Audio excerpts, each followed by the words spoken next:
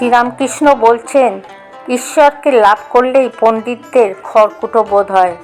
পদ্মলোচন বলেছিল আমায়, তোমার সঙ্গে কৈবত্যের বাড়িতে সবাই যাব, তার আর কি, তোমার সঙ্গে হাঁড়ির বাড়ি গিয়েও খেতে পারি। ঠাকুর বলছেন, ভক্তির দ্বারাই সব পাওয়া যায়, তাকে ভালোবাসতে পারলে আর কিছুরই অভাব থাকে না।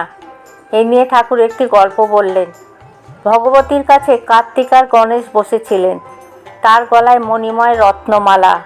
মা বললেন, যে ব্রহ্মাণ্ড আগে প্রদক্ষিণ করে আসতে পারবে তাকে এই মালা দেবে।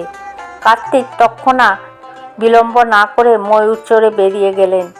গণেশ আস্তে আস্তে মাকে প্রদক্ষিণ করে প্রণাম করলেন। গণেশ জানে মার ভেতরেই ব্রহ্মাণ্ড। মা প্রসন্ন হয়ে গণেশের গলায় হার পরিয়ে দিলেন। অনেকক্ষণ পর কার্তিক এসে দেখে দাদা হার পরে বসে আছে।